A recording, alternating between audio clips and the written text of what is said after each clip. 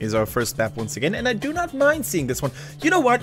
Tomb of Spider Queen promotes so many heroes that normally do not see a lot of play on other maps. Zul, for example, I still think he is a hero that can work flawlessly. Gul'dan, just pick him, just do it. Use the Horrify, use the Wave Clear, and enjoy. And oh, whoa! Oh! I didn't know that. Oh my god. 10-0 on Tomb of the Spider Queen for RPG. I had no idea. I just imagine. I'm pretty sure I mentioned this last season how high up they were. I just imagine BTG all collectively as a team putting on the Monka-ass face and be like, oh, we just chose the wrong battleground, guys. Holy cow. Yeah, turning around, watching the screen behind the. Oh. We did not do the research. That, or they're trying to do their best of one impression and ruin every team's 100% win rate as easy as best they can. Exactly, but 10-0, that's a tough record to beat, even for a very promising team like BTG. Now, RPG, they need to pick something that fits their style. Please do not go for any experiments in the new season. Just get those 3 juicy points under your belly, or in your belly, I should say, and just be done with it. Solid removal of Genji. Task coming out very early for BTG. He's been let through. They don't have Ariel to go with him, but any other support works just fine. Please go on. I'm feasting on 2 pretzel sticks. Okay, I also had a sandwich in the break, but I was able to finish mine. As RPG, hovering over the first picks, usually we'll see a prioritization on Loktar's hero and maybe SARS. Rhaegar's available, Uther's available, those are 2 of his favorites. He has been known to play a pretty mean Brightwing, though, on occasion, and even a solid Kharazim. Yeah, the Kharazim is definitely a force to be reckoned with. We kind of criticized Sa in the past, you know, not having a super solid hero pool, just like Chicken, kind of overstepping his boundaries every now and then. But boy, did he look good on those Kharazim's games yesterday and the day before yesterday. So I definitely wouldn't hate it. Just not as a first, second pick maybe, because normally you have other heroes to prioritize. Indeed. So I'm going to predict Greymane and potentially an Infinity hero. Maybe okay, Wang hero, and that could be an Infinity hero or a Loktar hero, actually. That's a bit of a flexible one. I like it. Nara early on. Similar to CE, RPG kind of struggled in previous drafts, excuse me, whenever they decided to go the non-CC route.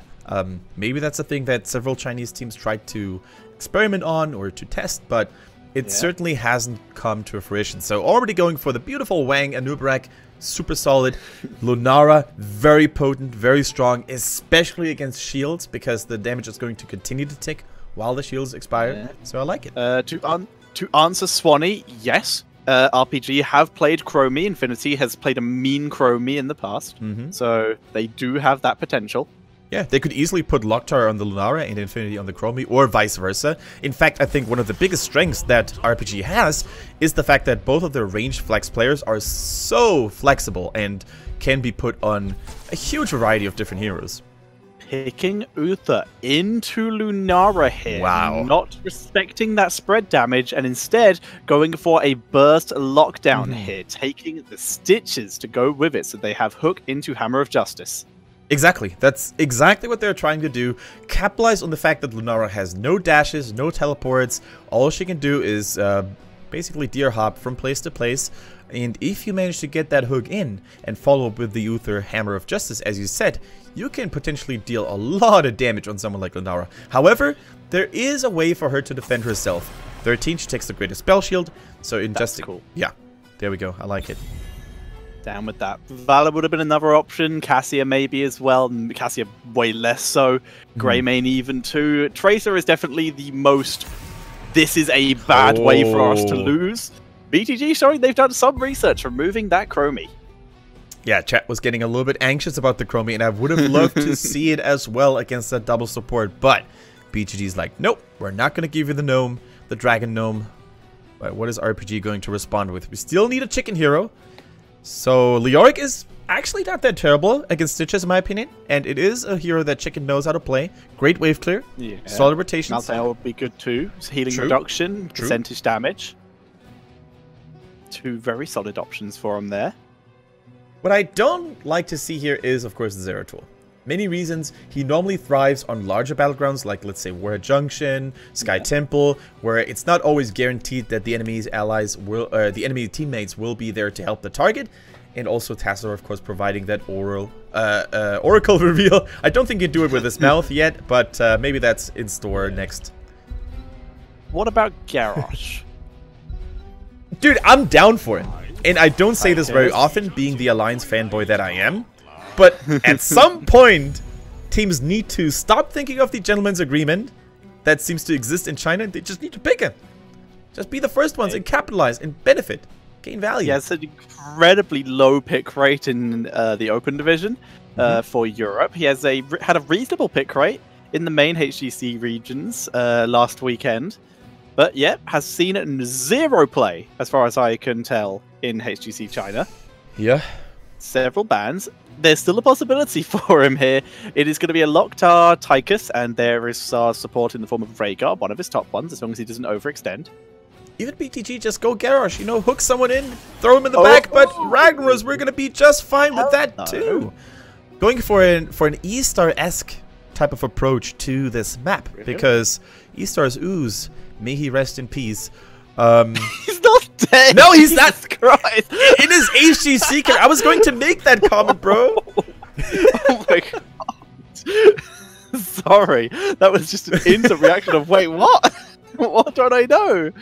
Oh my god.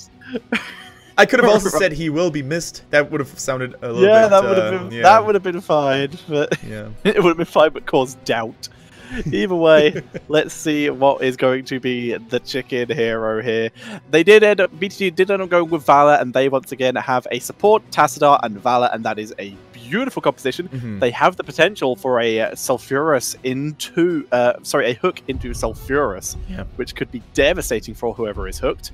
Haka also available. I mean, there's plenty of heroes for Chicken to choose from, so just do it. Oh my god. Why against this team? It's okay. On this map? Zeratul is a hero who is good at killing backliners. In this case, it would be Valor or Uther, maybe even Rag. He's good at setting up wombos, which they don't have. I don't get it. Well, maybe he might go for his cleave build just for the wave clears and the AoE damage, but truth be told, I don't understand. Sometimes China does the China things, and Chicken in particular is a very special breed of player, it seems, against all odds, man. You know, it's just VP into Odin. That's all I've got. Yeah. They have no lockdown to follow up on, except for the Anub. Well, they have, which is good. That's really good follow-up. Okay, so here's how they have to deal with it. Here's how my opinion have to deal with this. Cocoon is obviously going to be great against Uther, but in order to get enough damage, they might have to go for Beetles. Actually, no, I don't think they need that. Scrap that. That was terrible. I mean, once again, we have been wrong about our predictions in the past, especially in China. Oh, all the time. Like 365 on the Chromie, for example, we gave him a lot of slack. He proved us wrong. Like, we were absolute beginners at the game. Which for Tetra is true. Oh! Nope, I'm just kidding. Oh, just kidding, how dare you? How dare you? I think I... Wait. Quick question, actually, because I'm curious. Which stage were you... Did you get into Heroes of the Storm? Beta, Alpha, Tech Alpha? In the Alpha. In the Alpha, yeah. Okay, fair enough. So I have actually played this game longer than you, and I'm still infinitely worse. So, just goes to show, sometimes you do need efficient practice other than just constant practice.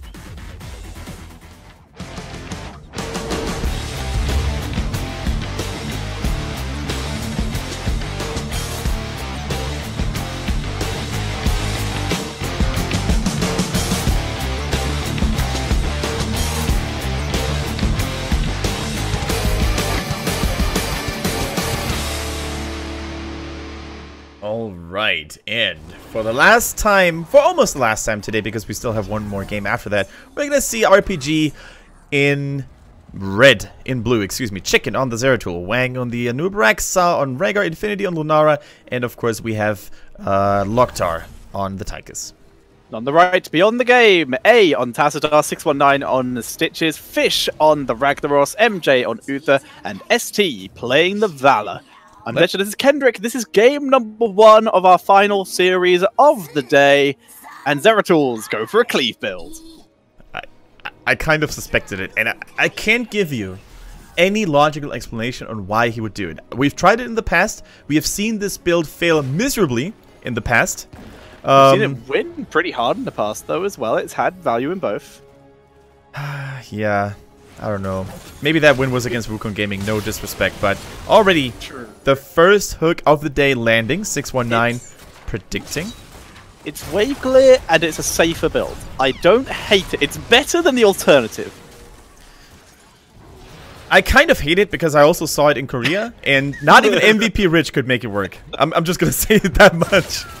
Zeratul just is in a rough place in general at the moment. He's still viable, just most heroes are, but it's going to take a lot of effort. RPG going to have to really show up. Right now, they're already looking for first blood on 619, and they will get it. Good first kill by RPG. Takes all 5 heroes, but it was a Stitches. Big, high health pool. Yeah, as long as they get back to lane in time to not miss out on any minion waves, they're definitely going to be fine. Also, interesting side note here, Tychus went for the dash at level 1, which requires him to pick up as many region globes as he can. Then he will have movement speed boost after using his run and gun. And of course, he's going to have a cooldown reduction once he completes it. I think he needs to pick up 25. I could be wrong about it. So, sorry, not Sar, A. That's confusing. 1 letter difference. He does drop a storm, getting a bit of scouting out. Yeah.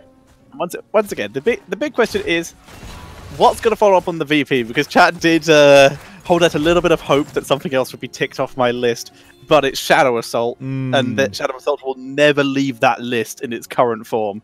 So it is going to be a VP, and with the cleave, it does mean they have more AoE burst damage to follow up on the VP. I'm starting to see the logic. To be honest, they're also going to have more poison damage that Uther could struggle from if they get respective talents. Splintered Spear. Yeah. Okay, so let's do this. Oh, hang on. Yeah, SD's fine. Okay, so Odin, Splintered Spear, Cleave build, Anub Tunnel Burst. It's not the worst. Thornwood Vine, if they really wanted to. Not the worst burst, but Uther is the issue. They absolutely have to either make sure he's in the CC chain from Anub'arak or cocoon him. Yep, very true. There's many things that need to go very well, let's put it this way, for RPG in order to make their composition work. For now, though, they're doing a pretty good job at just rotating around, and we see Rhaegar also going for the Lightning Bond, kind of nice. Feral Heart here, giving him mana and health regen while he's in Ghost Wolf form. Nothing too crazy as for now. Yeah, some of you may be wondering, why go for Feral Heart when you're on a map like this where you're not going to be rotating that much, you're not going to get that mana regen, why not go for the Totem?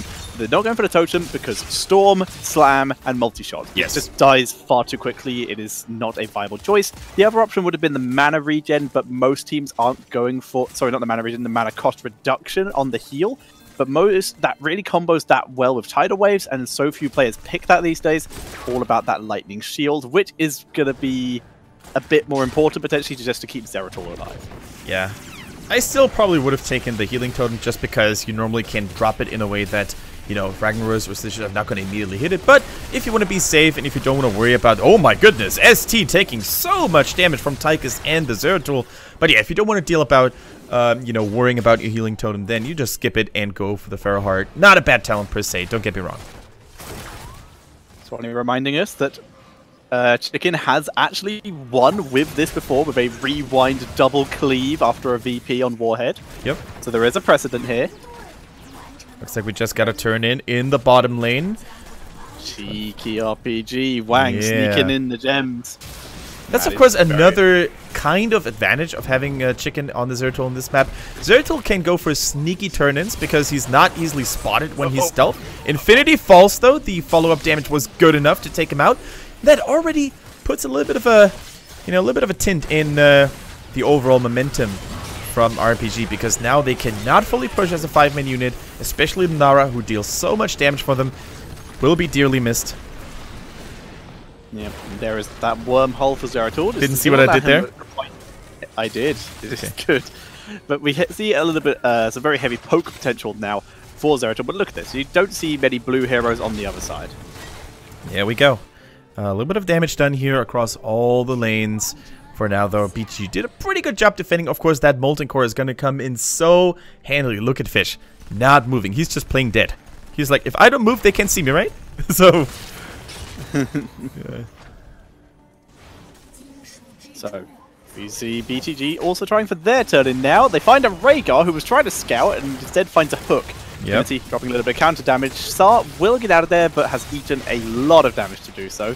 Good move from Anubrak, preventing the turn, and then also putting even more pressure. 3-man knockup! Chicken moving forward. Beautiful damage from Lunara. Sar is still here in this fight. Finally caught up by the storm. Look at the health bars coming in. Can Infinity got one more spread? No, just out of range. Cleave is used. Oh no, you gotta be kidding me! And everyone lives. Even the grenades are enough.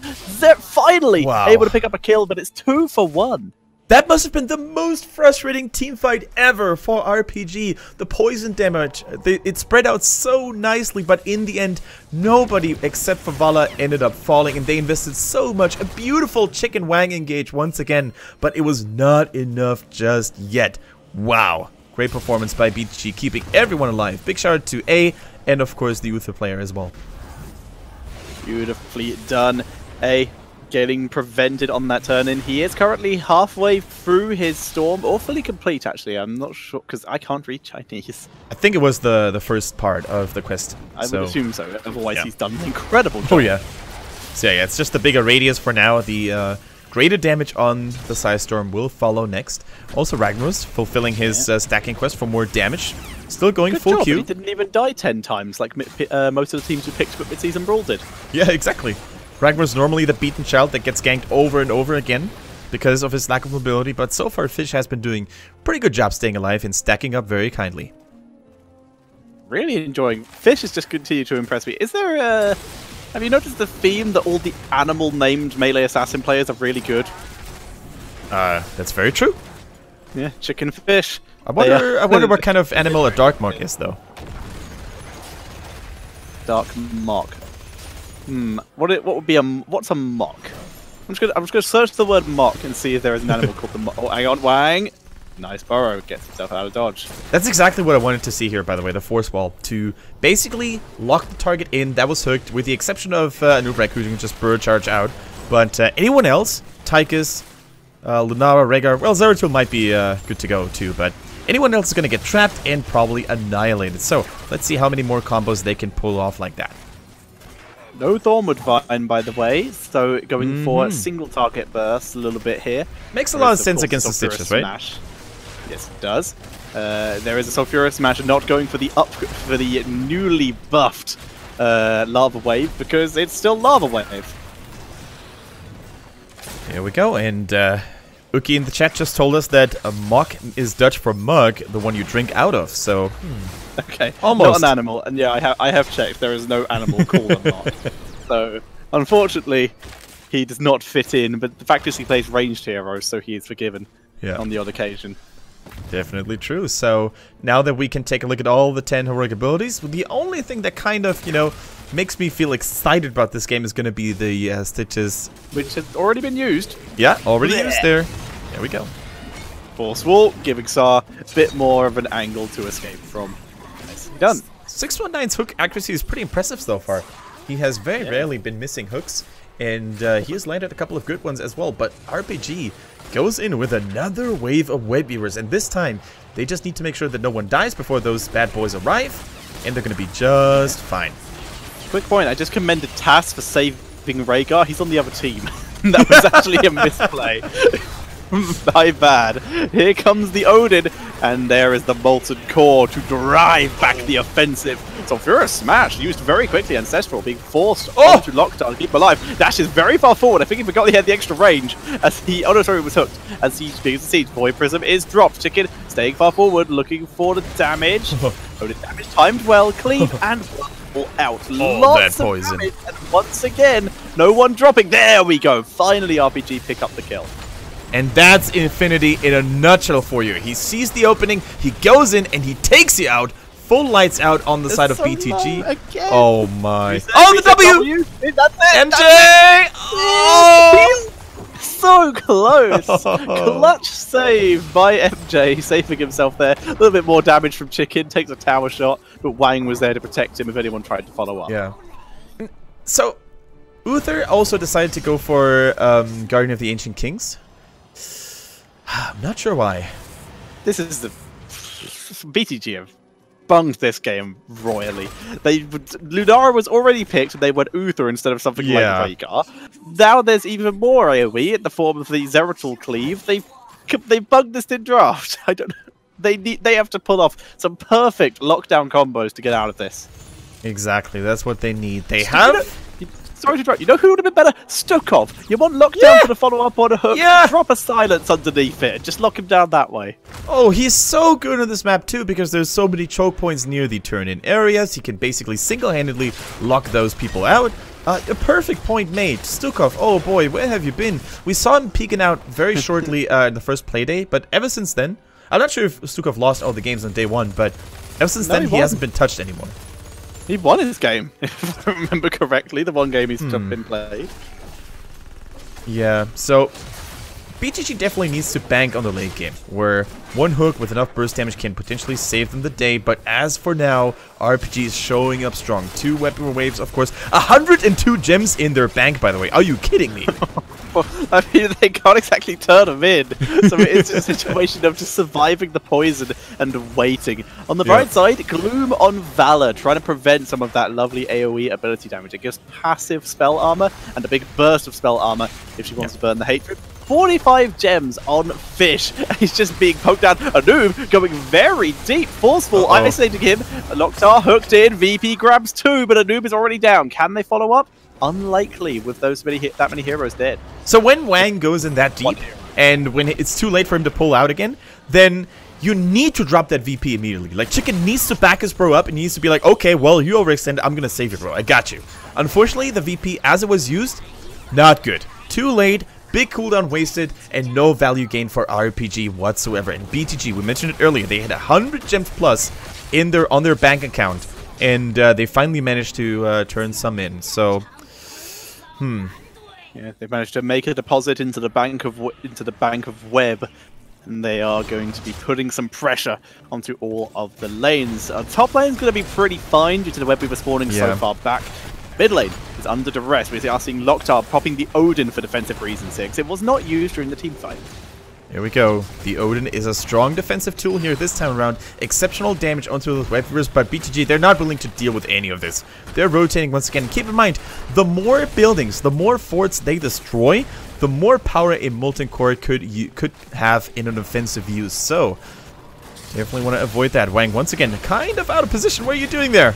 This is fine. He's wrapped around. Yeah, he had just in a position to try see if he could catch anyone out of position. Lunara's not here. This is very much just a put pressure on BTG to prevent the push from happening any further. Cool thing about Nubrek, by the way, when he's running away from a Stitches and Burrow charges out, normally he drops a Beetle that will intercept any follow-up hooks. So, always a nice thing to keep in mind, that the Beetles can intercept important skill shots like an hook, like a Stormbolt or a Frostbolt. So, something that we didn't really touch upon.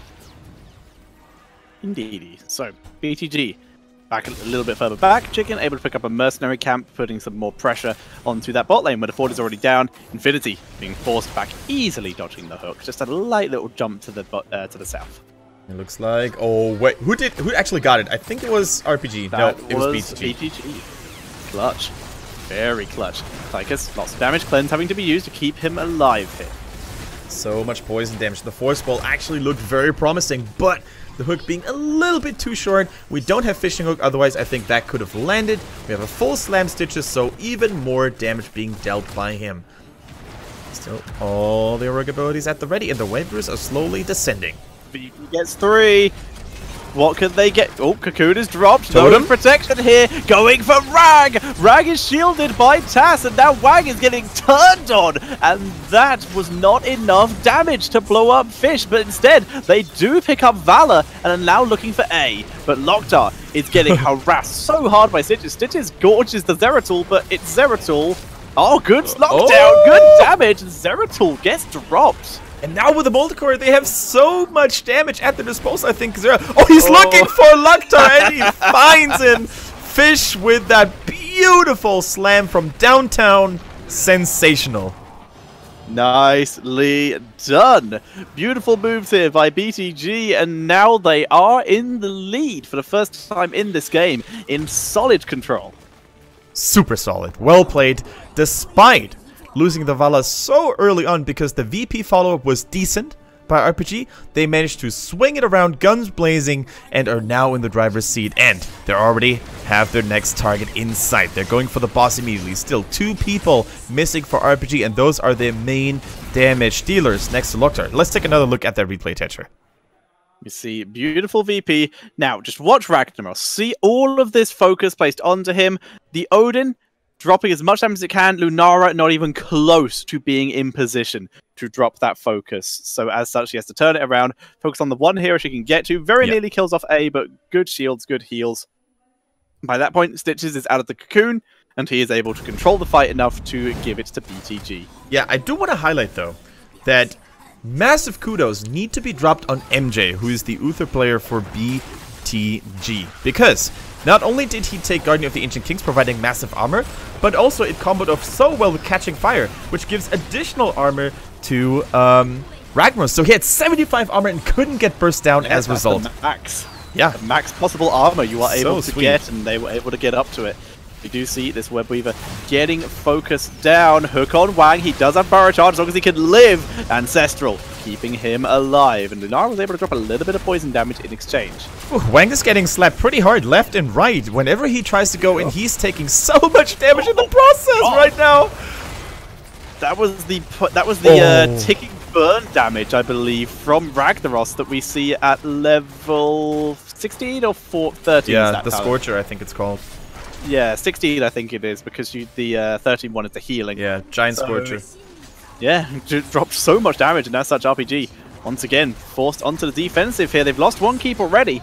BTG looking for another, or at least to land another hook. You know what's missing, Tetcher, for RPG? Some follow-up for the VPs. And someone to follow up Wang. Yeah. No, you're right. They have the follow-up. I will argue this. They have the follow-up, but they're not executing it. In the fights that we have seen, they are all split. They were not able to in the big fight they got, where they actually were able to cocoon Stitches.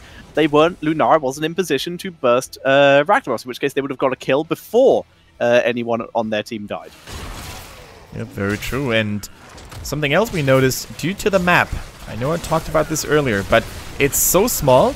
BTG is always running around as a 5-man unit, and good luck as a Zeratul trying to find someone isolated. Good luck trying to isolate someone in the first place with a VP. It's very hard, and Chicken struggles so much. Oh my goodness, Wang might be dead. Level 20 walls! Oh. Level 20 walls, kinda good. It's up all the time! Oh. Get destroyed, RPG. Webweaver just in time to try a defense. Zeratul was sneaky, and that might be enough to hold the base for them in this particular scenario. But here comes Ragnaros. VP on everyone else, though, and this will buy them time because the multi-core will be expired. It only delays the inevitable, though. I think with Wang and Rhaegar being dead, there's nothing they can do anymore. They take a little bit of poison damage, though. But hey, the Tassadar, he's building the Great Wall of China over and over again with those force walls. It's ridiculous.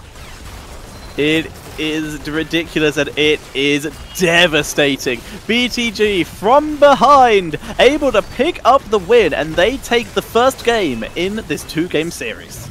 Wow, fantastic display. BTG putting on a clinic here, securing themselves the 1-0 lead over RPG, who were considered to be the sort of favorite upcoming in this best of 2.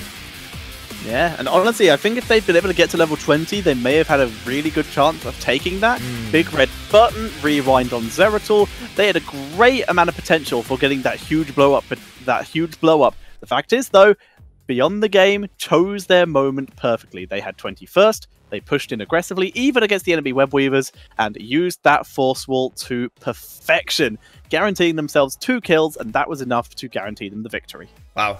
Fantastic display here by BTG, continuing to causing upsets. Taking a map of CE, now taking a map of RPG, who are all much more seasoned and experienced teams than themselves, but I don't know where they came from, I don't know what they did to become this good, but I want more of it. honest, at this point, I don't even care how the rest of the season goes. The second the BTG cheer stuff is up, I'm buying it. I'm down. Because they're so good. They're so good. They're so entertaining. That's the thing. They won with Ragnaros. Yeah. It's true. They pulled off what Easter did all season long last time with Ooze. But Ooze, of course, being a different caliber back then, because all the Easter players had a long history in Heroes of the Storm, whereas players like NJ, A, or even Fish, they came out of nowhere. Nobody knew where they, how good they were. Nobody knew who they played for before. It's just a nice and pleasant surprise, and I want more of it. To be honest, I just want to watch more BTG all day long. Me too. I am a big Fish fan. Very much down behind it.